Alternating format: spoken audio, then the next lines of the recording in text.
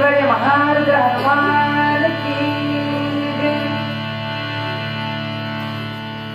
हनुमान अत्यंत विश्वासी अनुसरणी बाणासी आला नंदी रामासी सीते भरतासी निवास। चरित्र वनात शतकोटी प्रविस्तर एक अक्षरम पुसा महापातक नाशन मस्ता जाऊचे सर्व श्रोते सज्जन महिमा अजिबात बोलू नका अजिबात सगळे अगदी मन मोकळे बसा।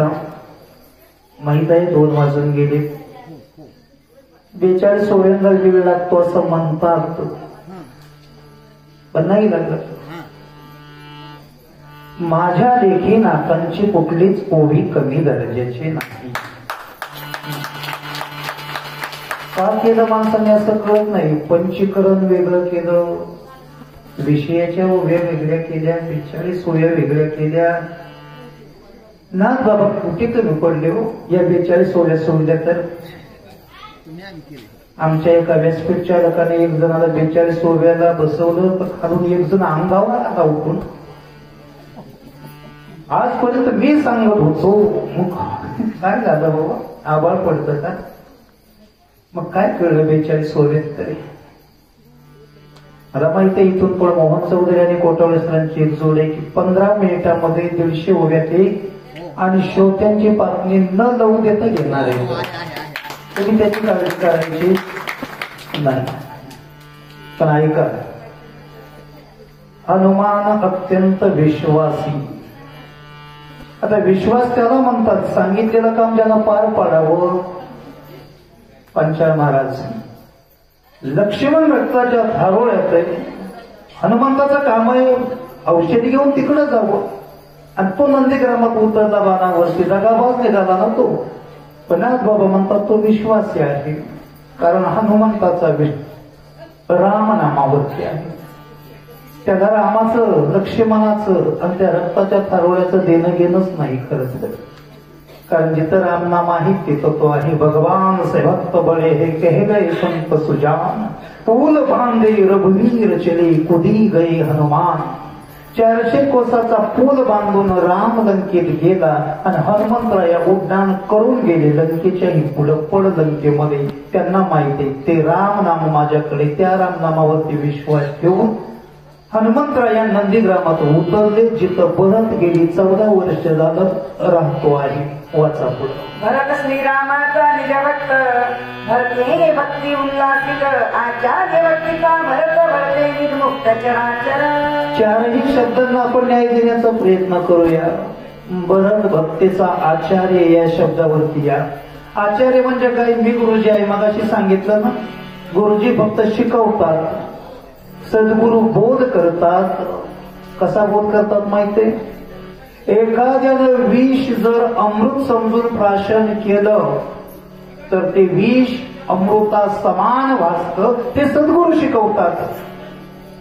पण त्या सद्गुरूंना तर मी तुम्हाला सांगितलं सगळ्यांनी विषाचा प्याला हातात घ्यायचा आणि म्हणायचं हे अमृत आहे आणि वाटा प्यायचं। काय होईल सांगा बरं? बाहेरचा आवाज येईपर्यंत बरं का या देहाला ते विष बाधणार आणि आपण मरणार। पण तुम्ही काय म्हणणार? गुरुजी तुम्ही आधी घ्या बरं। लोकांना सांगायचं सोपं आहे, विष हे अमृता समान आहे, तुम्ही प्या बरं। मी म्हणणार मला जमणार नाही। पण जे स्वतः पिऊन विष हे अमृता समान करून दाखवतात त्यांना म्हणायचं आचार्य। भरताने जगाला सांगितलं नाही रामाची भक्ती अशी करायची म्हणून। भरताकडे बघून अख्खं जग भक्ती करायला लागलं म्हणून भरत हा भक्तीचा आचार्य आहे। आणि आज जर मोक्ष मिळवायचा असेल तर भरते चराचर या चराचराला मोक्ष देण्यासाठी रामाकडे जाण्याची गरज पडत नाही। तेवढी भक्ती या भरताने उल्लासित नंदीग्रामामध्ये केली। आता त्या सगळ्या ओव्या नंदीग्रामाच्या भोवती फिरणार आहेत, त्या भरताच्या भोवती फिरणार आहेत आणि भरत रामाचा निज भक्त। निज भक्ताचा सोपा अर्थ हे सोपं असतं महाराज। पण काय केलं? नाथांना आम्ही कमी केलं। गाता पाटई हजारो ओव्या पाट्यातून काही इथं म्हणून दाखवायचे का? हजारो अभंग पाट्यात म्हणून ते इथं म्हणून दाखवायचे का? लोकांच्या माती मारायचे का? लोकांच्या माती नाही मारायचं, लोकांना आवडलं पाहिजे, पुन्हा कधीतरी म्हटलं पाहिजे शक्ती लावा नाहीतर नको। लोक भक्तीला कंटाळली, म्हणजे इथं उल्हासित नाही झाली भक्ती. भरताने भक्ती उल्हासित केली. तो रामाचा निज भक्त, याचा अर्थ एकच होतो, तो फक्त रामाचाच भक्त आहे, इतर कोणाचाही नाही. वाचा बरं पुढं. भरते भक्ती विस्तारणी, भरते भक्ती प्रकाशिनी, वा. भरते भक्ती वाढविली, भरते पाल्हाळी निज भक्ती. इथंही तेच आहे महाराज. भरताने भक्ती विस्तारली, पाल्हाळली, वाढवली. काय फरक आहे? विस्तार म्हणजे वाढ, वाढवणे म्हणजे वाढ, पाल्हाळ म्हणजे वाढ, प्रकाशित केली. भरताने भक्ती उजेडामध्ये आणली, भरताने भक्तीचा विस्तार केला. हा विस्तार आता नंदीग्रामापुरता मर्यादित राहिला नाही. थोडंसं फ्लॅशबॅक मध्ये गेल्यानंतर लक्षात येतं की जे जे कोणी नंदीग्रामात आले, भरताच्या सहवासात आले, त्यांनी भरताची भक्ती पाहिली आणि ती भक्ती करायला सुरुवात केली. बरं का डोंगरे महाराज, आमच्याकडून भक्तीचा विस्तार झाला पाहिजे. आपल्याकडे बघून कोणीतरी परमार्थात वाढलं पाहिजे, शिकलं पाहिजे. नाहीतर आपल्याकडे तसं होताना दिसत नाही. माणूस काय म्हणतो, थोडंसं चुकलं की नाही होत, तिथं लय बोलतात, तिथं रागावतात, तिथं खवळतात. मी तर असं म्हणतो की चुकणाऱ्याला परमार्थामध्ये साथ दिली ना, तो वाढत जातो. नेमकं आमच्या जुनी लोक सोडायलाच तयार नाहीत. जुन्यांचा नवीन लोकांचा अजिबात लगेच ते त्यांचे काहीतरी स्वर गेला, ताल गेला, जाऊ दे ना. मीराबाईला म्हणाली होती माणसं, आपला भजनामध्ये रात्री ताल चुकला होता. मीराबाई म्हणाली, चुकला असेल, तुमचं लक्ष माझ्या चुकलेल्या तालाकडे होतं, माझं लक्ष त्याच्याकडे होतं. माझं लक्ष भगवंताकडे होते. आम्ही ती भक्ती वाढवली पाहिजे. आज 100 आहेत, पुढच्या शक्तीला 200, 150 क्रमाने. असं मी मग ऐकलं, ब्रह्मपत्राला माणसं कमी होती. तुम्ही भक्तीचा विस्तार केला, पाल्हाळ केला, वाढवली. तुम्ही भक्ती उजेडात आणली. जे काम भरताने नंदीग्रामात केलं, तुम्ही सगळ्यांनी मिळून ते काम मस्साजोग मध्ये केलं. बस आज हे मस्साजोग नाही, पुढच्या 2-3 ओळ्यांमध्ये लक्षात येईल. आज हे तुमचं गाव नंदीग्राम आहे आणि इथं जो भरत आहे, तुमच्या सगळ्यांच्या अनुषंगाने मी सांगतोय, मला माहित नाही. इथं बसलेली प्रत्येक माता माऊली आणि बाहेर बसलेले माझे बंधू समान असणारे, पित्या समान असणारे, हे सगळे भरत आहेत आणि तुम्ही सगळेजण या गावाला आज नंदीग्राम केलंय. वाचा पुढं. भरत भक्तीचा निगा ठेवा, भरत भक्तीचा विसावा, भरत भक्तीचा ओलावा, भक्तीच्या गावारी नम भक्त. जय श्रीराम. भरत भक्तीचा विसावा आहे, भरत भक्तीचा बोलावा आहे, भरत भक्तीचा निज ठेवा आहे आणि भक्तीच्या गावा रिगम भरता. तिन्ही शब्द थोडक्यामध्ये सांगतो. एकादशीचा दिवस आहे आणि मला भजनाला जायचंय. मी घरी विचारलं, खिचडी शिजली का? ते म्हणाले नाही, अजून 5 मिनिटं वेळ आहे. मला राग आला आणि मी रागाच्या भरात एक लाथ मारली. मला भजनाला जायला उशीर होतोय. म्हणजे मी उदाहरण देतोय, मी माझ्यावर घेतोय. नाथबाबांनी मग अशी गाढवावरती ढकललं. मग काय गाढवाचं सांगण्यासाठी रामायण नाही ना दिलं नाथबाबांनी, त्यांनी आम्हाला सांगितलं होतं. आम्ही म्हणलो बरं झालं गाढवाला बोलते. अरे गाढवाला नाही बोलते, आपल्याला गाढव समजून बोलते. तसं मी तुम्हा सगळ्यांना बोललो, पण मी माझ्यावरती घेतलं. एवढंच की मी लाथ मारली आणि भजनाला गेलो. आवडे रूप गोजिरे सगोन पाहता लोचन सुखावली, आका दृष्टी पुढे साची तुराई, जो मी तुझ पाही पांडुरंगा, सदा माझे डोळे जडो तुझे मूर्ती. बायकोच्या पेकाटात लाथ घालून आला आणि किती सुराज भजन गायलं मंदिरामध्ये. या भक्तीमध्ये ओलावा आहे, ओलावा याच्यामध्ये विसावा. सांगू तुम्हाला, बघा ना, काल परवा घटना घडली. माणसं म्हणतात पोरीच्या जातीला 2 घरं असतात, पण खरं सांगू पोरीच्या जातीला घरच नसतं. पोरीची जात लग्न होईपर्यंत बाप म्हणतो कधीतरी जायची, तिकडे म्हणतात जा तुझ्या घरी. कुठलं गाव आहे हो? हगवणे कुटुंबाचा तो पुस्तक. विसावा मिळाला त्या मुलीला कुठं नाही. विसाव्या शब्दावरून सांगतोय, विषयांतर नाही, नीट ऐका. कुठंच विसावा मिळाला नाही म्हणून तिनं देवाघरी विसावा घेतला. लक्षात आलं? बापाने करोडो रुपये पुरवले पण घरात जागा दिली नाही. नवऱ्याने करोडो रुपये हडपले पण घरात जागा दिली नाही. तिला तिथं विसावा मिळाला. भक्तीला विसाव्याची गरज आहे. कारण आम्ही काय करतो ताई, कीर्तनाला अभंग घ्यायचा. जे ते कीर्तन करावे, ते ते अन्न न सेवावे, माळ घालू नये, गळा बुका लावू नये बाळा, तट्टा वृषभासी दाना, तृण मागू नये जाना. तुका म्हणे देतात घेतात दोघही नरकात जातात. आपण सकाळी जाणार आहे सगळे. तुकोबारायांच्या अभंगानुसार जर आपण बोललो तर आम्हाला अधिकार आहे नाही. तुकोबारायांच्या अभंगावरती कीर्तन करायचा अधिकार खरं तर आम्हाला नाही. ते वैराग्याची मूर्ती होते. त्यांनी अनुभव जगाला जे जगले ते सांगितलं. आम्ही पाठ करून सांगतो. नाही चालत तसं. ही भक्ती वैतागली आणि ती धावत सुटली. मला कुठं आधार मिळेल? जशी एखादी गांजलेली सून स्वतःचा जीव वाचवण्यासाठी धावत सुटते. कुठं मग तिला कुठंच विसावा मिळत नाही. ते मग ती असा विसावा शोधत असते. भक्ती धावत होती जीव वाचवण्यासाठी, जीवाच्या आकांताने. भक्ती धावत होती तिच्या मागं तिला छळणारे, तुमच्या आमच्यासारखे हे पांढरपेशी टोकोऱ्या माळा घालणारे, हरिपाठवरच्या खिशात ठेवणारे आणि घरामध्ये छळ करणारे, समाजाला छळणारे, लोभाळणारे आम्ही भक्तीला गांजत होतो. भक्ती धावत होती आणि ज्या वेळेची धापा टाकत ही भक्ती नंदीग्रामात पोहोचली, तिथं परत बघितला आणि त्या भक्तीला वाटलं सुटले गोवा त्याचे. भरताने भक्तीला विसावा दिला नंदीग्रामामध्ये. आम्ही देवाला नवस करून ठेवा कमवतो, भक्तीनं देवाकडे नवस केलाय. भरत हा माझा ठेवा आहे. भरत भक्तीचा निज ठेवा आहे. भरताने भक्तीला विसावा दिलाय आणि भरत हा भक्तीचा ओलावा आहे. आणि आमच्याकडे तिन्ही गोष्टी नाही. त्यासाठी आम्हाला नंदीग्रामातच जावं लागेल. वाचा पुढं. वा अनुभव सर्वत्र पहावं सर्वाची. किती गोड आहे माहिती ही वाचन. जय श्रीराम. एक मुलगा आहे, सोनाराच्या दुकानात कामाला आहे.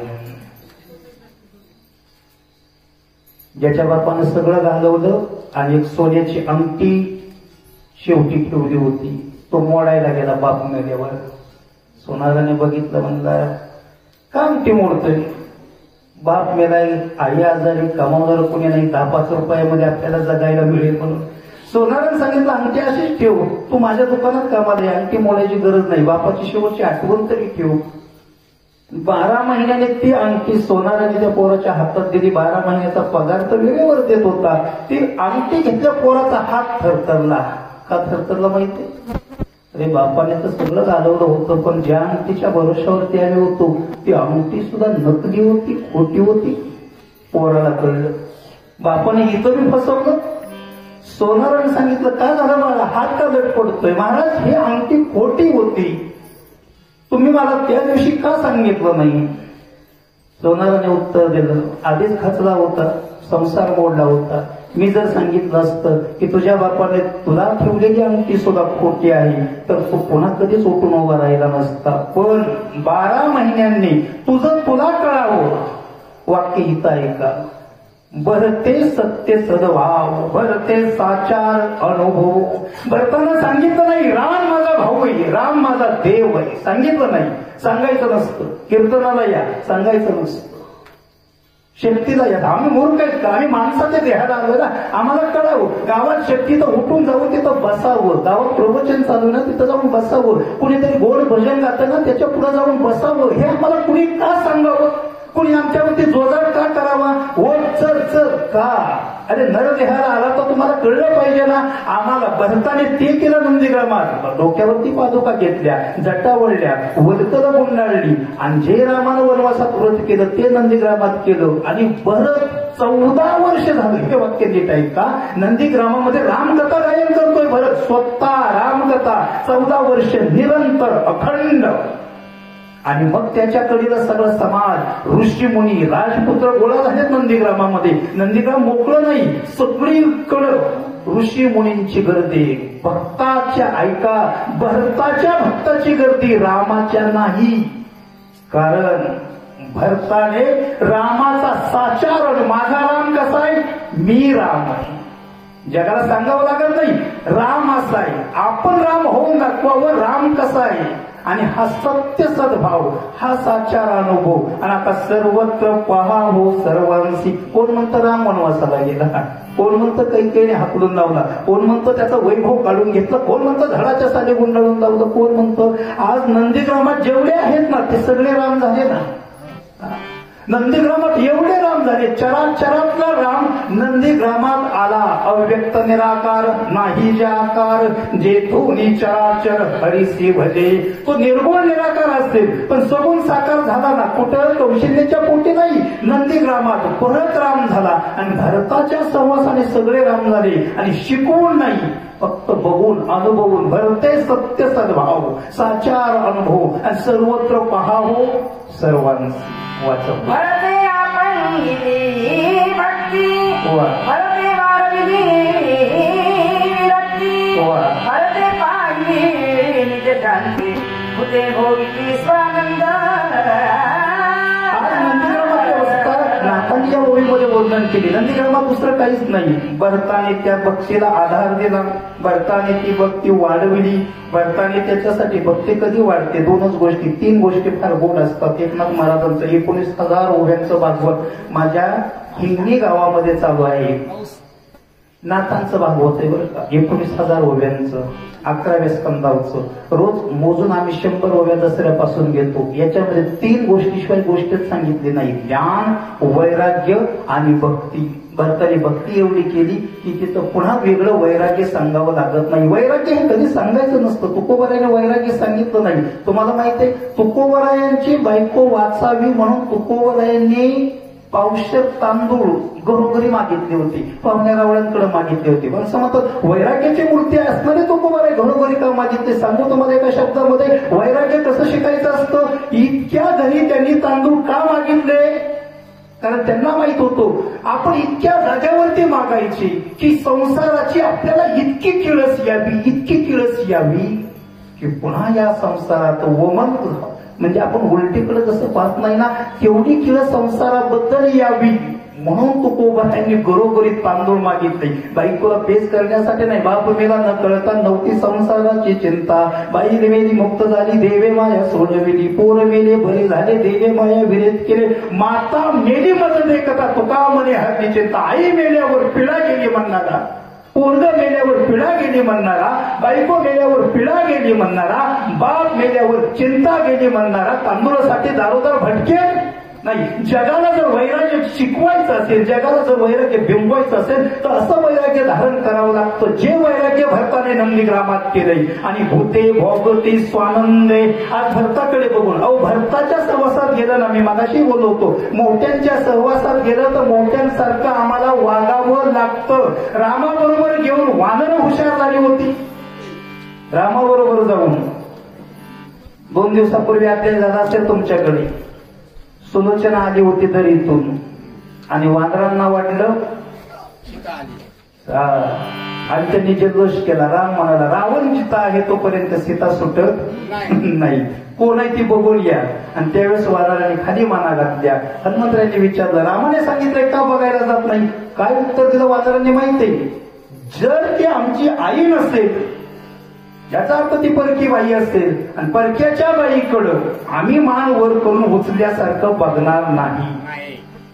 का सांगितलं देण्यात आलं, रामाबरोबर राहून जर वानर शिकली असतील, रामायण सांगणाऱ्यांनी थोडं तरी शिकावं. मोठ्या बरोबर जर तुम्हाला राहायचं असेल ना, मोठ्यासारखंच राहावं लागतं. भरतासोबत राहून भूते भोगती स्वानंदे. वाचा पुढे. मला यादीच्या खाई चंदनाची पै झाडी पाही, केळे डोंगर सर्वई केला लावलाही चंदन. वाचा पुढची सुद्धा. नाही आपण ते गेला नाही उघडून आणला, अंगणात वरून गेला तेने गिरी केला चंदन. चंदनाची तिसरी ओळी वाचा. नाही एक वनस्पतीचा परिवार चंदन केला डोंगर भरकत से चौफेर सुवास थोडा बरेला. वा, आता आराम करा थोडा. सोप्या शब्दात सांगतो बर का. एक मस्सा जोग आहे, महाराष्ट्राला माहीत झालंय. मला विशेष आणि आनंदाची गोष्ट एकच वाटते इथं सुद्धा. आम्ही काय हो नुसतं रामायण सांगून जातो, पण आमचं घरात काय चाललंय तुम्हाला माहित नाही. भावांचं माहिती नाही. असू द्या. काय असतं माहिती का, परमार्थामध्ये जेवढी बाकी पोर हसतील खेळतील बोलतील ना, तो आनंद असतो. आनंदाला सोबत द्यायचं. हा,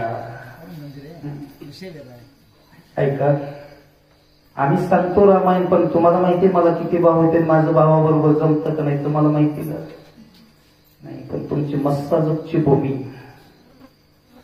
ही शूर योद्ध्यांची संघर्षाची भूमी, हे महाराष्ट्रानं कबूल केले. मी काय बोलायचं, इथं जे भावाबद्दल त्या भावांना साथ देणारा जो समाज आहे, हे महाराष्ट्रानं पाहिलंय आणि पाहतोय, अजूनही तो अनुभवतोय. आज इथं जो भक्तीचा सुगंध दरवळतोय ना, त्याच्यावरून मला आठवतं, मदयगिरी नावाचा पर्वत आहे, तिथं चंदनाची झाड आहे त्या डोंगरावरती. तिथल्या डोंगराचा वास सुद्धा चंदनासारखा येतो. पण दुसरा एक डोंगर आहे, तिथं चंदनाचं एकही झाड नाही, त्याही डोंगराचा वास चंदनासारखा येतोय. इथला तिथं कुणी गेला नाही, तिथलं एकही झाड उपटून इथं आणलं नाही, मग इथला वास चंदनासारखा काय येतोय. राम तिथं आहे, भरत इथं आहे, आणि रामाच्या भक्तीचा चंदनाचा सुगंध, भक्तीचा सुगंध आहे, चंदनाचा सुगंध. जशी वाऱ्याची झुळूक आली आणि हाही पर्वत चंदनमय झाला. इथं तर झाडही नाही, तिथं तरी झाडं आहेत मदयगिरीवरती, म्हणून तो चंदन झाला डोंगर. पण इथं झाडही नाही, पण वारा आला ना, वाऱ्याने तो सुगंध इथं दरवळायला लागला. तुमच्या इथं तो सुगंध दरवळतोय ना. मी मगाशी सांगितलं, तुम्ही सगळे भरत आहात, आणि जो राम आहे ना वैकुंठातला, त्या रामाच्या भक्तीचा सुगंध इथं दरवळला, आणि म्हणून हे नंदीग्राम झालं. आणि इथंही जो सुवास चंदनाचा दरवळतोय, तुम्ही जरी ठरवलं, चांगल्या गोष्टी अशा असतात, चांगल्या माणसांनी जरी ठरवलं की त्या आता बंद करायच्या, करता येत नाही. सुवास थोर आवडेना. वाचा पुढं. माझा चिरडई भगवंत, तो भगवंत मूर्तिमंत, हे काय नव्हे प्राप्त सभाग्य संतती जगती. एक वाक्य तुमचं धाडच झालं तर म्हणावं, नाही तुम्ही म्हणायला गुरुजीने करत द्यायला लागलं परत. माझ्याच हृदयी भगवंत म्हणता येईल तुम्हाला, म्हणून बघा बरं किती जणांचा आवाज येतोय बघ. लगेच अर्थ संपवतो मी. माझ्याच हृदयी भगवंत, तो हा भगवंत मूर्तिमंत. माझ्याच हृदयी भगवंत, तो हा भगवंत मूर्तिमंत. याचा अर्थ कळला. आम्ही पंढरपूरला जातो, पांडुरंगाकडे बघतो, तोपर्यंत आम्हाला ढकललं जातं, काही नीटनीटकं बघून दिलं जात नाही. आणि मग म्हणतो देव नीट बघायला मिळाला नाही. विटेवरचा देव पाहायचा नसतो,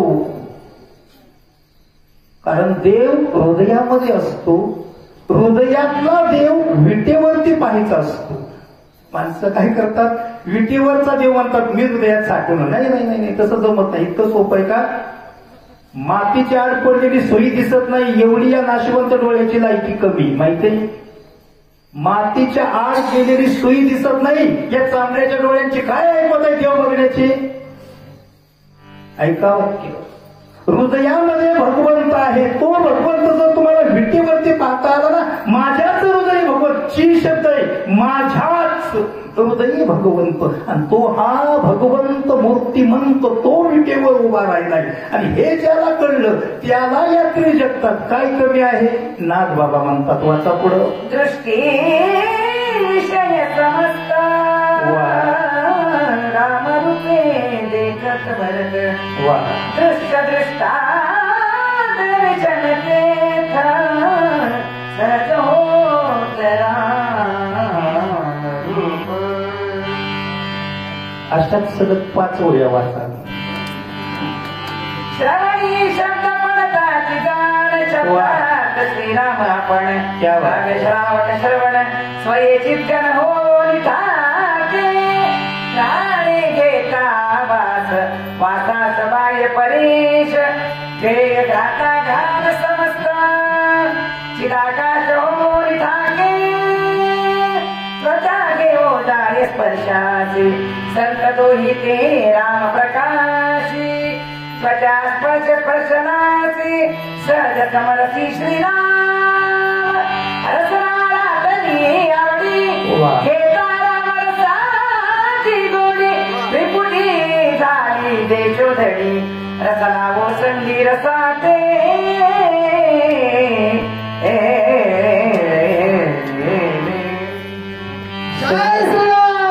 सलग 5 का वाचायला एवढे म्हणते.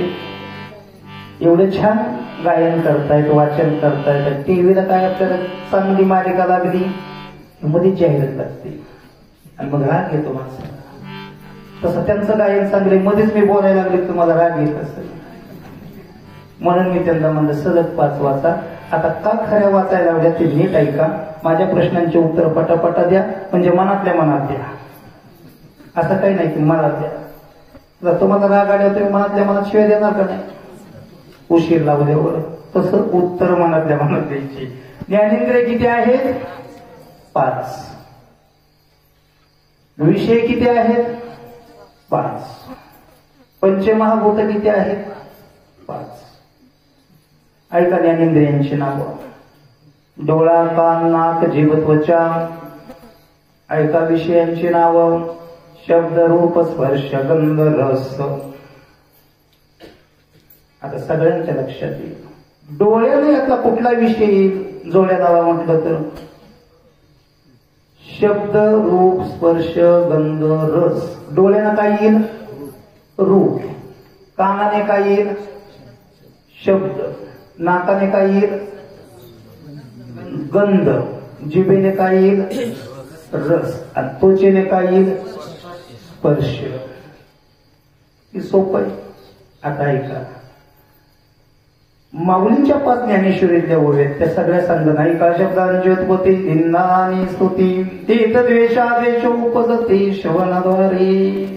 तुम्हाला जर चांगलं ऐकायला मिळालं, आता मी जर म्हणालो ताई फार छान गायन करतात, त्यांची मी स्तुती केली, कानाद्वारे त्यांना लगेच बरं वाटतं. किंवा एखाद्याने जर निंदा केली तर त्यांना काय वाटणार? वाईट वाटणार. निंदा आणि स्तुती कानाद्वारे. आता पुढचा विषय का? भ्यासोर आणि सुरेख हे रूपांचे स्वरूप देख. डोळ्यानं जर तुम्ही चांगलं बघितलं की तुम्हाला बरं वाटणार, वाईट बघितलं तर तुम्हाला आवडणार नाही. जिभेला आंबट, गोड, खारट, तिखट, तुरट त्या चवी घेऊ नका. 2च चवी त्या जगामध्ये.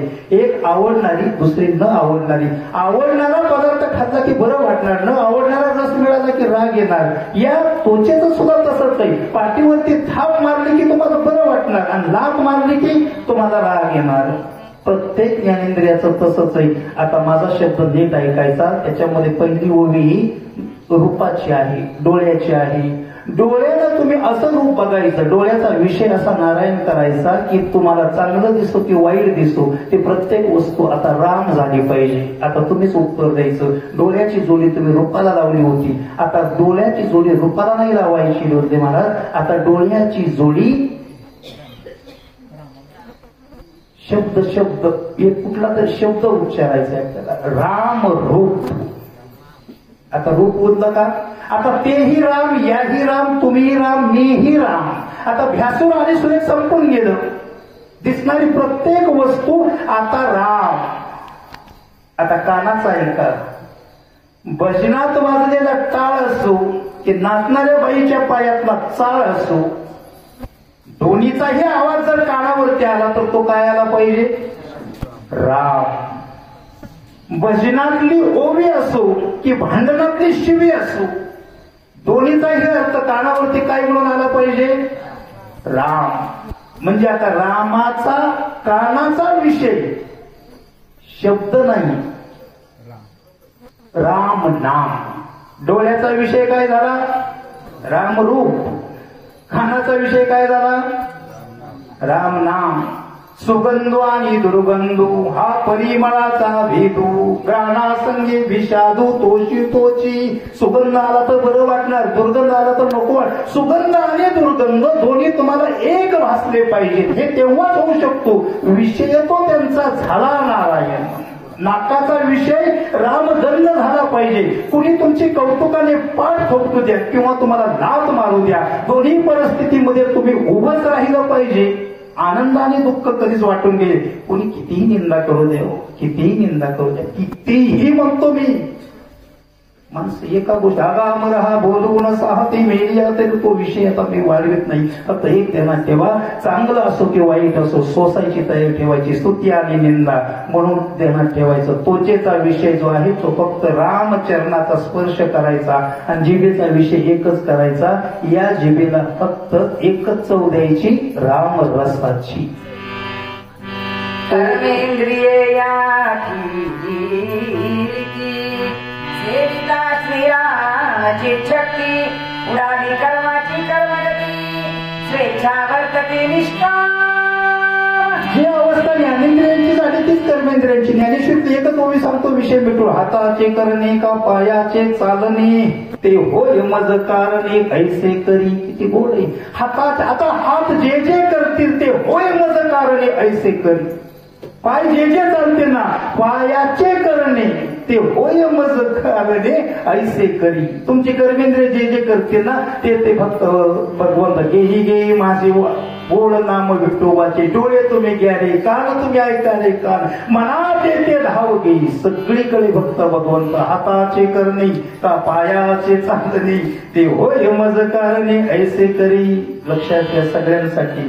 हा फक्त बडबडीचा विषय नाही. अर्थ येऊन पाठांतर काय कसया करावे व्यर्थचे मरावे गोकुळ्या. उद्या सकाळी तुम्ही आपापल्या घरी जाल आणि पुन्हा आपण आपल्या संसारामध्ये. संसार तर कोणालाच सोडायचं नाही, पण एक वाक्य इथून नक्की घेऊन जायचं की प्रत्येक क्षण आम्ही भगवंतासाठी देऊ शकत नाही, पण प्रत्येक क्षणी तुम्ही जे जे करीत असाल ना ते भगवंतासाठी करतोय एवढं तरी तुम्ही समजू शकता.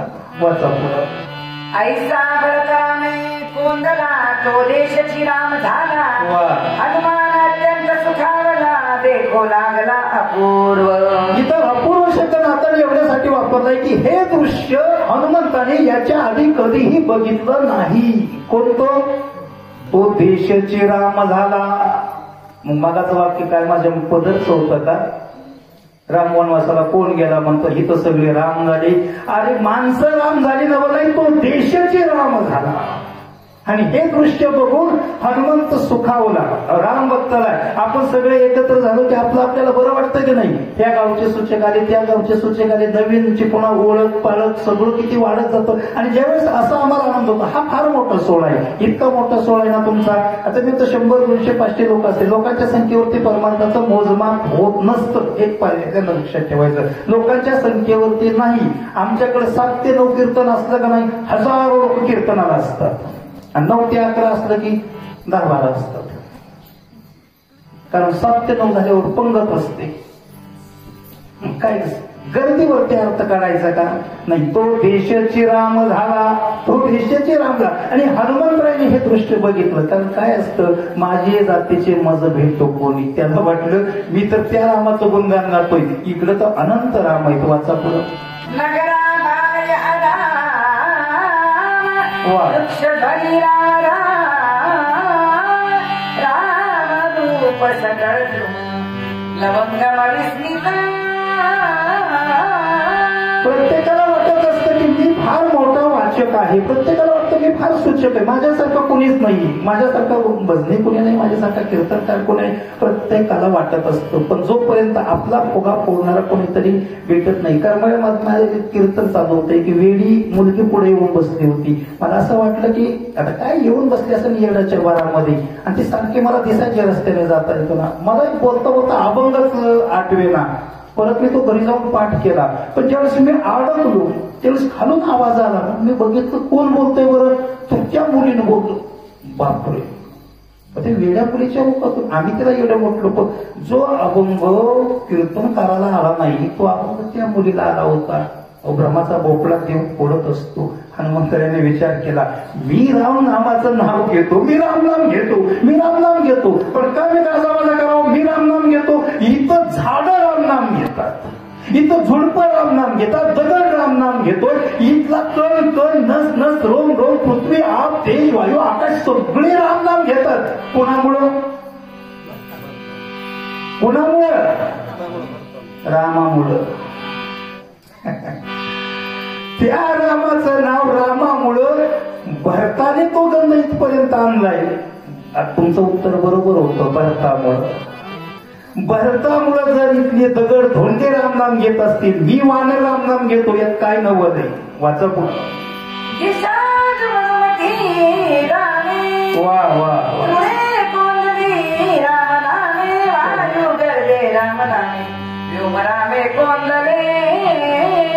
आश्चर्यचकित झाला हनुमंत. इकडून आवाज आला, प्रभू रामचंद्र भगवान.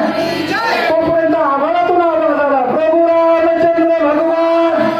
वायूच्या कणाकणातून आवाज आला, प्रभू रामचंद्र भगवान. त्याच्या पात्यापात्यातून आवाज आला,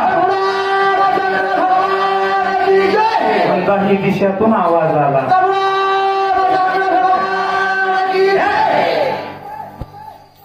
काय गौरव करतो आम्ही रामनामाचा, फार मोठा डांगोरा पेटला. इथं असा कोण भक्त राहतोय की दाही दिशा दुमदुमतात, इथं गवताची पाती दुमदुमतात, इथं सगळं चराचर रामनाम घेतो. हनुमंतराया विस्मित झाले. वाचा. सत्संग निरंतर सांडून कठीणत्व प्रकार मृदू अद्वार स्वये झाली.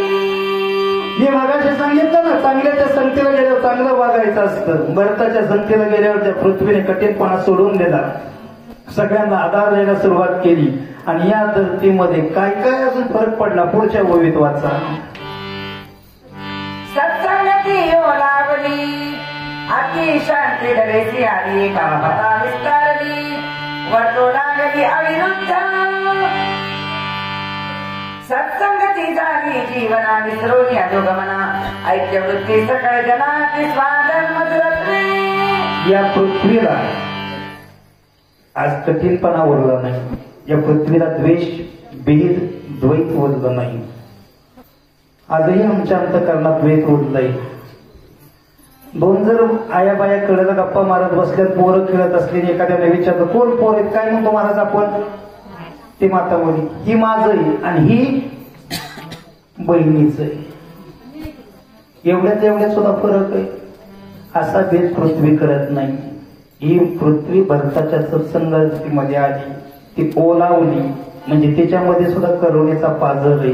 आणि सगळ्यात महत्वाचा शब्द आहे अति शांती धरीसी आली. परमार्थ तेवढ्यासाठीच करायचा असतो. आम्ही रागीट असतो. हा माणसं म्हणतात मी लय रागीट होतो म्हणावं, आहे म्हणू नये. मला लय राग येतो म्हणू नये. परमार्थ करतो ना, पोथी वाचतो ना, जगाला पण अर्थ सांगतो ना. जगाला अर्थ सांगतो तर आमच्यामध्ये रोज कालच्यापेक्षा माणूस आज थोडा हुशार हवा. मी म्हणत नाही तो की देवच पावा, कालच्यापेक्षा आज, आजच्यापेक्षा तो उद्या, असा टप्प्याटप्प्यानं शहाणाच असावा. शांती आमच्याकडे. मी एवढ्यासाठी सांगतोय की परमार्थामध्ये पुढच्या वेळी मी 5 मिनिटात संपवणार आहे. फक्त लक्षात ठेवा, परमार्थाने तुम्हाला शांती द्यावी, बाकी काही नाही. शांती कुणाला मिळते माहितीये? आळानी माणसाला शांती मिळत नाही, ज्ञानी माणसाला तर अजिबात नाही. ज्याने ज्ञान आणि अज्ञान दोन्ही मिळलेलं असताना तो शब्दे शांती पैगा नाथांचा शब्द आहे. ती शांती या पृथ्वीकडे आहे. आता या पृथ्वीला कोणी किती छळतं किंवा कोणी झाडं लावतं, कोणी झाडं तोडतं, कोणी पोकरतं, कोणी काही करतं. ही पृथ्वी काही बोलत नाही, कारण या पृथ्वीला भरताच्या सत्संगतीचा, भरताचा सहवास लाभलाय. दुसरं उदाहरण दिलं पाण्याचं. याही पाण्याला भरताची सत्संगती लाभली आणि तेव्हापासून या पाण्याने अधोगतीला जाण्याचा स्वतःचा गुणधर्म सोडून दिला. हे पाणी सुद्धा सत्संगतीमध्ये आलं आणि विरुद्ध वागण्याचा त्याचा जो गुणधर्म तो सोडून दिला. कसं वागतं ते पाणी? वाचा बरं. गाय देखो निसर्जन निभवी देवो निजीवन, व्याघ्र पापी म्हणून उपेक्षण कधी. पाण्यानं कधी की ही गाय आहे किंवा हे वासरू आहे म्हणून किंवा ही वाघ आहे असा भेद केला नाही. तो भेद संतांमध्ये नाही. हे उदाहरण नाथबाबा देतात, याचा अर्थ ते संत आहेत आणि तो आम्हाला शिकण्यासाठी देता येतच. नाथबाबांना एकदा त्यांचंच भावार्थ रामायण आहे एका पैठणमध्ये. एक इसम आला, पैज लावून आला म्हणतात. तो नाथबाबांना मी राग आणील, मी पाण्याचा आणि पृथ्वीचा गुणधर्म सांगतोय, राग आणील मी नाथांना. त्याला 700 रुपयाची काय त्या काळात गरज होती. तो आला आणि नाथबाबा पूजा करत होते. तो थेट चपला घालून देवाऱ्यावर चढला. नाथबाबा म्हणतात, देवावरती किती प्रेम आहे तुमचं, तुम्ही चपला काढायचे सुद्धा विसरला. आमच्याकडे असं होऊ शकतं नाही. आलाच आहात तर आता पुरणपोळीचा नैवेद्य दिलाय देवाला, पण आता प्रसाद खाऊया. जेवायला बसले होते ब्राह्मण मंडळी, गिरिजाबाई वाढत होत्या. राग आणायचा होता ना त्याला, ते ऐकायला सोपं आहे. तो इसम उठला आणि पळत जाऊन खाली वाकून तूप वाढणाऱ्या गिरिजाबाईच्या पाठीवरती जाऊन बसला. किती राग येऊ शकतो नाथबाबांना. नाथबाबा म्हणतात, गिरिजे सांभाळ, त्याला पडेल तो. गिरिजाबाई म्हणतात, महाराज लहान असल्यापासून हरिपंडिताला असंच पाठीवरती खेळवलं ना मी. हरिपंडित म्हणजे नाथांचा एक कृत आहे मुलगा. लहान असल्यापासून हरिपंडिताला असंच पाठपोळीवरती घेऊन खूप वाढलंय मी, त्याला कधी पडू दिलं. स्वतःचा मुलगा पाठीवरती बसला काय आणि अब्रू खाण्याच्या उद्देशाने नराधम पाठीवरती बसला काय. दोघांकडे पाहण्याची समान दृष्टी संतांच्या ठाई असते आणि तीच दृष्टी संतांच्या सहवासात आलेल्या गिरिजाबाईच्याही दृष्टी असते. नागबाबांना लोक विचारतात, एवढी सुंदर बायको मिळाली, तुमचं परमार्थात मन कसं लागतं. नागबाबा म्हणतात, तो श्रीसंग नाही, तो सत्संग आहे. हो, पाण्याकडून ते शिकावं, पृथ्वीकडून ते शिकायचं, तेजाकडून ते शिकायचं, वायूकडून आणि आकाशाकडून ते शिकायचं. वाचत आहे पुढं.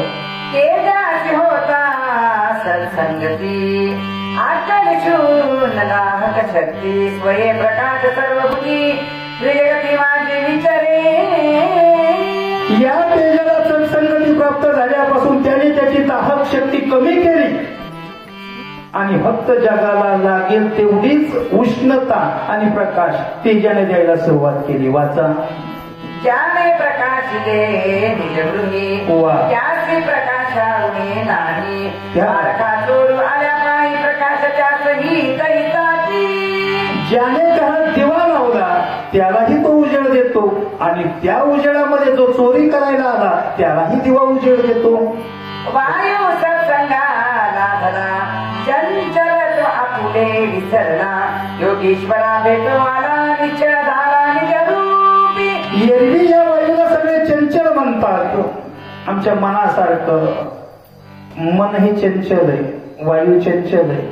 पण आता इथं मनावरती छान आलो आपण.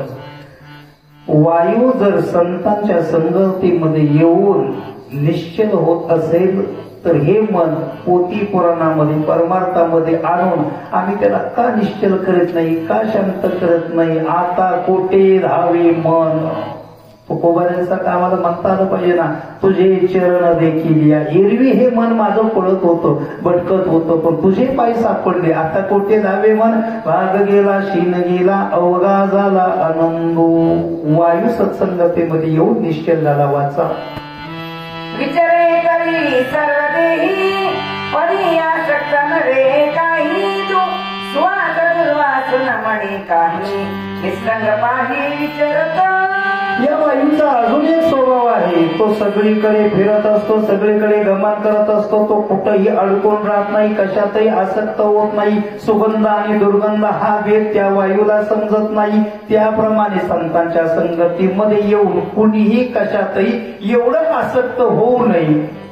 हेची थोर भक्ती आवडते देवा, संकल्पावी माया संसाराची. संसार सोडायला सांगितलं नाही, संकल्प माया संसाराची. फक्त माया सोडायला सांगितले, संसार सोडून चालत नाही. होडी पाण्यातून चालत असते, सगळ्याला माहितीये ना, होळी कुठून चालते? आभाळात उडती कधी होळी? रेल्वेवरून धावते का? होळी पाण्यातून चालते. वाक्य आहे का? होळी पाण्यातून चालते. होळीत पाणी चालेल का?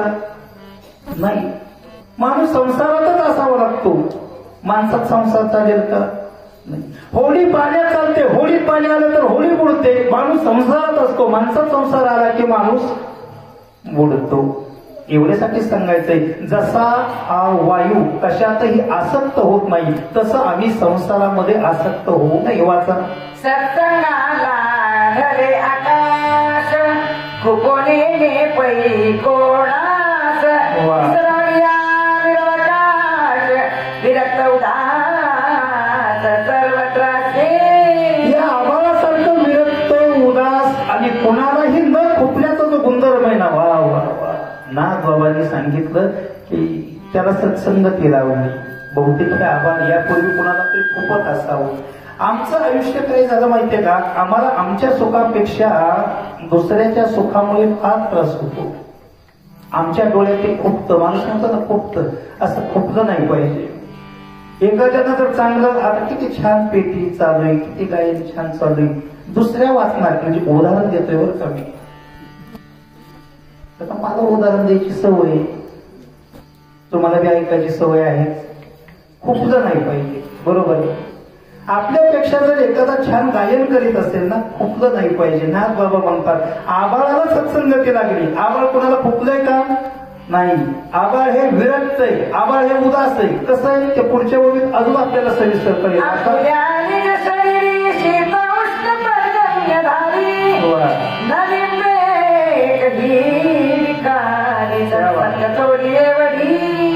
सत्संगाचा महिमा त्या आभाळाला इतका मानवला, इतका मानवला.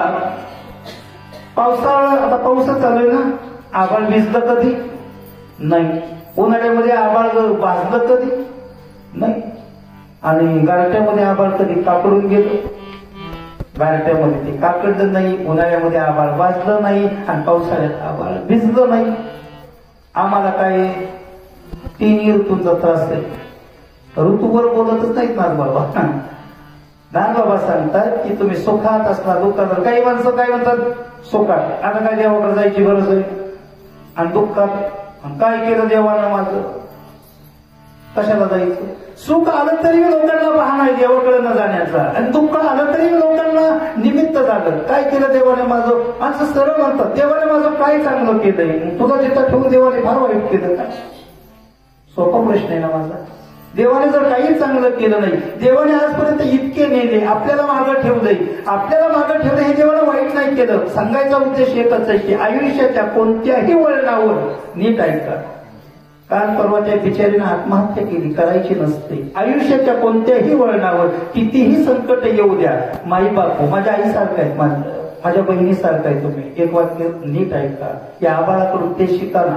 सत्संगतीमध्ये आबाळ गेलं, त्याला कुठलाच विकार बाधत नाही. ऊन वारा पाऊस थंडी काही बाधत नाही. आम्ही का बाधून घेतो? मरण हा कुठल्याच त्रासावरचा उपाय नाही. आत्महत्या हा तर नाहीच नाही. मग आम्ही परमार्थ करतो त्यासाठी, याच्यासाठीच करायचा. सोसायचं असतं, सहन करायचं असतं. कारण उन्हानंतर सावली आहे ना, दुःखानंतर सुख असतं.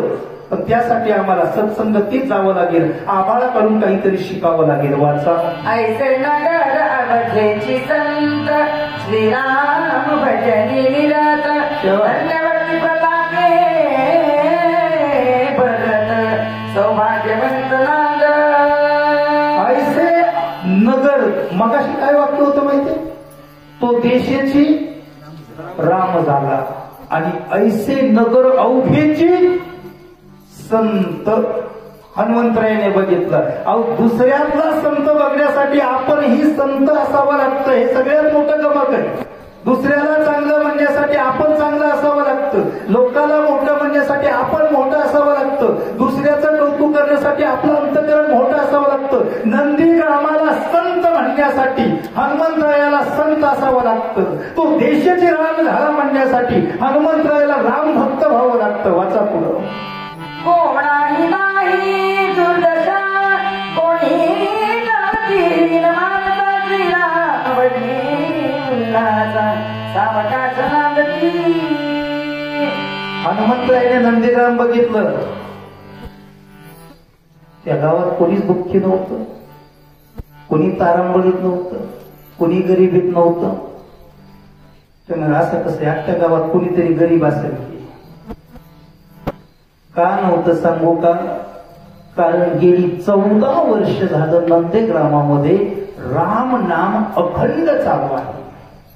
आणि ज्या गावामध्ये परमार्थाचा टाळ वाजतो, राम नामाचा हरिपाठाचा आवाज थोडा का होईना जरा गुणगुण गुणगुण गुणगुण होत असते ना, ते गाव संत असतं आणि त्या गावात कोणीही दुःखी नसतं.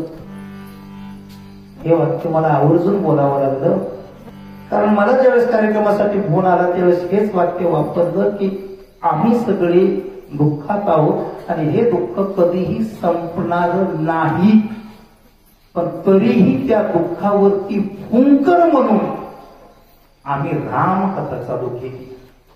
महाराज हे वाक्य फार उदात्त कोटीचे बरं का. मला देणं घेणं नाही कोणाची स्तुती करायची, काय सांगायचं. दुःखावरती भुंकर घालण्यासाठी रामकथा आहे हे वाक्य फार उच्च दर्जाचं आहे. आणि या गावात 14 वर्ष झालं नंदीग्रामात भरताच्या सानिध्यात रामकथेचं गायन चालू आहे. आणि म्हणून हनुमंतरायाला दृश्य दिसलं, कुणीही तिथं हीन नाही, दीन नाही, रंक नाही, गरीब नाही, फाटका नाही, तारांबळीत नाही, सगळे राम नाम गाऊन आनंदात डुलत आहेत. वाचा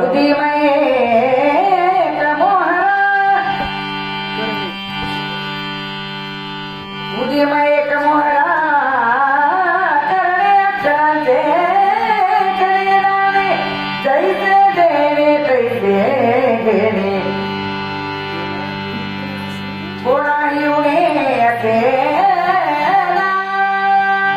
वा, आता 4-5 ओव्यांचा भाग राहिलाय, तोही फार गोड आहे. नीट ऐका. त्या गावात जर कोणाला पीठ कमी पडलं ना, शेजारच्याकडे जातात आणि काय म्हणतात माहितीये, पातेलं बर काय द्या,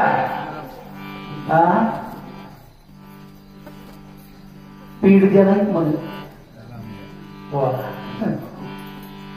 मग पातेलं बर म्हणतात तर ते आम्हाला थोडा राम द्या. ते म्हणतात जावा राम घेऊन.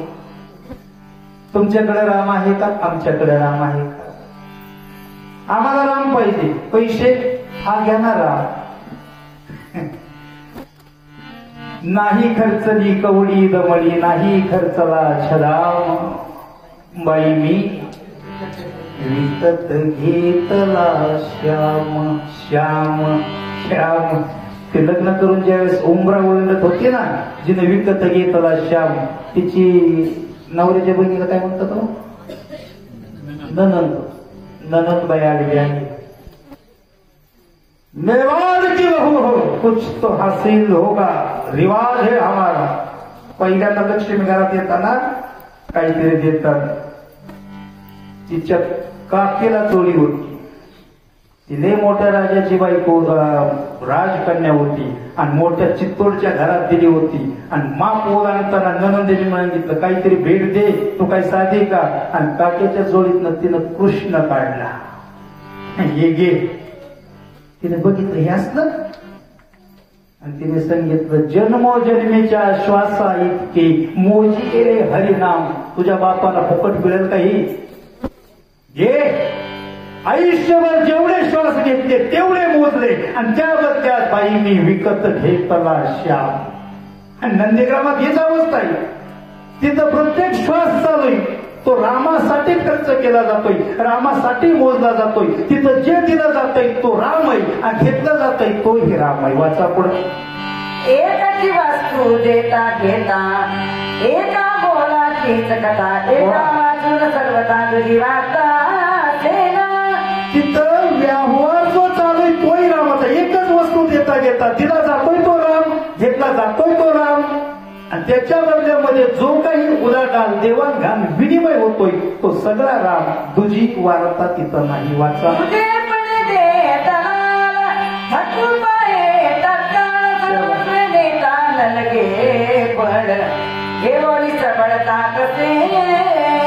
म्हणून तुमच्या माझ्यासाठी नाथ बाबा सांगताय आमच्या त्या आयुष्यामध्ये हाच व्यवहार झाला पाहिजे ना, हाच व्यवहार झाला पाहिजे. आणि या व्यवहारामध्ये जे आडवे येतात ना ते तुझेपणे दलाल. आमच्या आयुष्यात दलाल फार आहे. आता दलाल म्हटलं की आम्हाला ते बाजारी दलाल आठवतात. तो विषय नातांना अपेक्षित नाही. नातांना दलाल एकच सांगायचं आहे. सांगू तुम्हाला काय, तुम्ही कीर्तनाला निघाला, घरून तुम्ही कीर्तनाला निघालाय, पण तुम्हाला एक जण वाटेत भेटला आणि तो काय म्हणाला, चल चल चल चल तिकडं ऊसाच्या मोळ्या पडल्यात किंवा तिकडं काही मग तुमच्या फायद्याच आहे. तुम्ही कीर्तनावर म्हणून तिकडं गेला, तुम्हाला 10-5 रुपयाचा फायदाही झाला असं समजा. माझा प्रश्न एकच आहे, त्या दिवशी तुम्ही नफ्यात आला का तोट्यात आला? पोटीला आलाय म्हणजे सगळीच तोट्याला. सांसारिक दृष्टीने आम्ही फायद्यात आलो म्हणणार, पण परमार्थिक दृष्टीने आम्ही तोट्यात गेलो म्हणणार. मग नीट वाक्य आहे का? सांसारिक फायदा जिथं घडतो आणि जो घडवतो, चल गाड्यावर तुला पाणी कमी तर माझ्या पाईपलाईनीतलं थोडं देतो, झालं 2 तासाचं कीर्तन त्याचं त्या दिवशी बुडालं. हे दलाल. दलाल म्हणजे एकच वाक्य नीट ऐका, परमार्थातून जे तुम्हाला दूर घेऊन जातात, तुमचा संसार किती बी वाढू द्या, पण परमार्थातून तुम्हाला जे दूर घेऊन जातात ना ते दलाल. नाथ बाबा म्हणतात त्यांच्या नादी लागू नका. वाचा. जेथे त्याची उडी पडे सर्वस्वी जीवित पुढे काही उपाय नसले पुढे पडे रोकडे अनर्थी.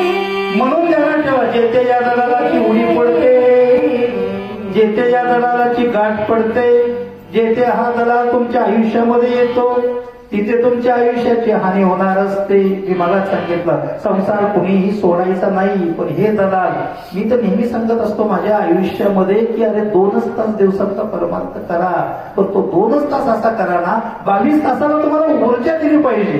22 तास तुम्ही काही करा, 2 तासाचा परमार्थ मला खात्री 22 तास पुरतो. तो पुरवायचा आणि संपत आला की दुसऱ्या दिवशीचे पुन्हा 2 तास आहेत ना. पण काही दलाल आम्हाला असे आहेत की नाहीच नाही, दिवसातले 2 तास नाही, काही काहींच्या आयुष्यातले सुद्धा 2 तास घडत नाहीत. आणि जे घडत होते, जे तुम्हाला त्या मार्गाला घेऊन जात होते, त्यांनी तुम्हाला दूर घेऊन गेले. आज माणसं म्हणतात माझं फार मजेत चाललंय म्हणणाऱ्यांनी हिशेब करा. आमचे जर थोडाही वेळ परमार्थासाठी जात नसेल तर कुठल्या तरी दलालाने आम्हाला इतकं फसवलंय की आमचं सगळं सर्वस्व जीवित व बुडवलंय. वाचा पुढं.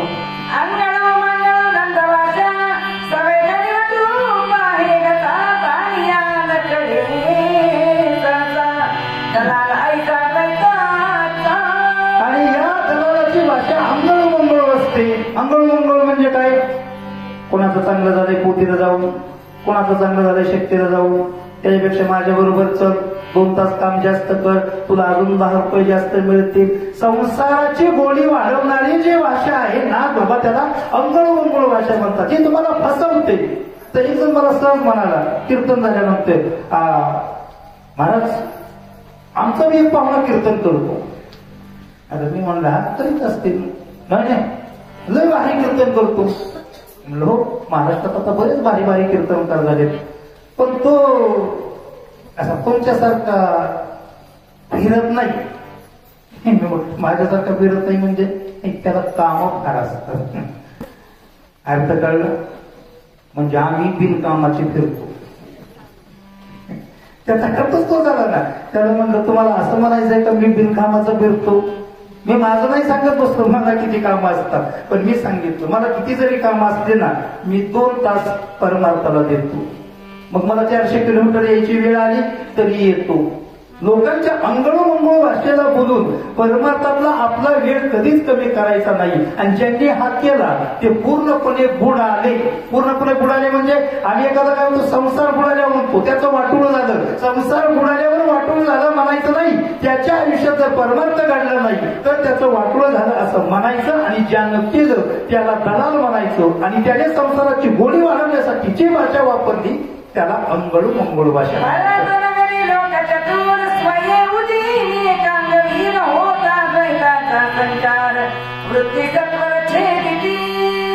हे सगळं नंदीग्रामामध्ये भरत बघतोय. अरे इथल्या लोकांचा व्यापार, इथल्या लोकांचा व्यवहार, इथल्या लोकांचा नफा तोटा सगळं राम आहे. इतक्या लोकांचं देणं घेणं खाणं बसणं उठणं भांडणं कुठणं सगळं राम आहे. इतकी लोक किती शूर आहेत, त्याचा शूरपणा राम आहे. हे लोक इतके चतुर आहेत. आणि एवढं चतुर व्हायचं माणसाने, एवढं चतुर व्हायचं शेवटच्या टोकापर्यंतच्या माता माऊलीला सांगतो, माणसाने एवढं चतुर व्हायचं. भरतनगरीचे लोक चतुर का चतुर म्हणतायत, त्याच्यातला एकही माणूस परमार्थातला वेळ संसारासाठी देत नाही. हे पुन्हा ऐकावं का वाक्य, 22 तास संसार करा म्हटलंय मी, पुन्हा 22 तास संसार करा, 23 तास करू नका, एवढंच म्हणायचंय मला. जी लोक हुशार आहेत ती 2 तास परमार्थ करतील, 22 तास संसार करतील. चतुरपणा कधी सोडायचं नाही. जो नंदीग्रामातल्या लोकांनी आज तागायत 14 वर्ष झालं सोडला नाही. वाचा एक चौदी माईचा आखाडी सगळी आकाशा वैताची देते कोण दशा परमपडेचा विनतले. या भरतनगरीच्या लोकांनी नंदीग्रामाच्या लोकांनी असा व्यवहार केलाय, असा उद्यम केलाय, असा व्यापार केलाय. ऐका तो व्यवहार, ऐका तो व्यापार. परेशा विनटले, त्यांनी सौदाच देवाचा केलाय, सौदाच देवाशी केलाय आणि त्यांनी तो देव आपलासा केलाय. त्यांनी हा जो मृगजळाचा संसार आहे ना, मृगजळा काय करावा उतार पावा वया पार पहिलं थडी अपराचे होण खेळतील कोरे काय त्या व्यवहारे लाभहानी मंगलदायके करीती कुमारी काय त्यांची घरी सोयरी. बांडी कुंडीतली लग्न कोण घरी धरतं नाही ना. मग तसं या भरतनगरीच्या लोकांनी एवढी चतुराई दाखवली की त्यांनी हा सगळा संसार भातुकलीच्या खेळाप्रमाणे खोटा धरला. आणि जो भरत इथं रामनाम गातोय त्या रामाला खरं धरलं आणि त्याच रामाचा सौदा त्याच रामाशी केला. वाचा पुढं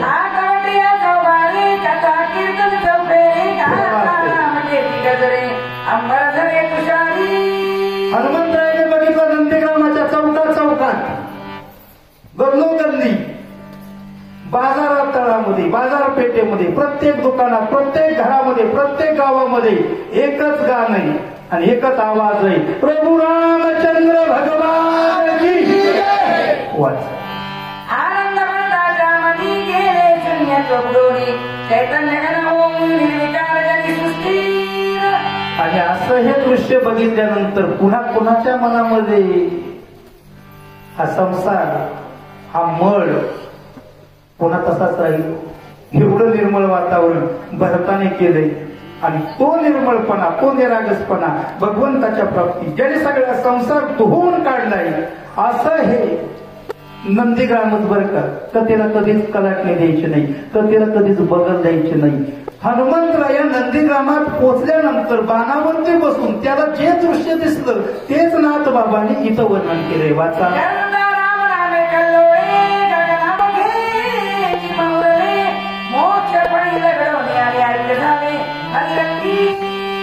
आणि या 42 ओव्यातल्या शेवटच्या ओवीचा अर्थ इतका साधा इतका गोड आहे की सगळीकडे राम राम राम राम राम राम राम राम राम राम राम राम राम राम राम चालू आहे.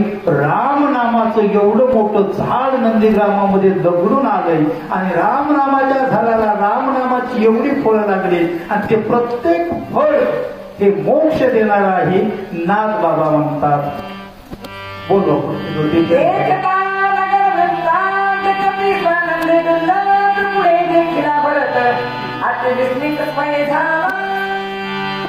असं हे सुंदर नंदीग्राम हनुमंतरायाने बघितलं आणि बघताना समोर आता इथून पुढची कथा संवादातून चालू होणार वाद संवाद आणि त्याच्यातून भगवंताची प्राप्ती. भरताना समोर बघितलं हनुमंतरायाने आणि काय झालं हे अमृतापेक्षाही रसाळ कथा पुढील वाचक आणि सूचक आपल्याकडे सांगतील. प्रभू रामचंद्र भगवान राम भक्त हनुमान महाराज.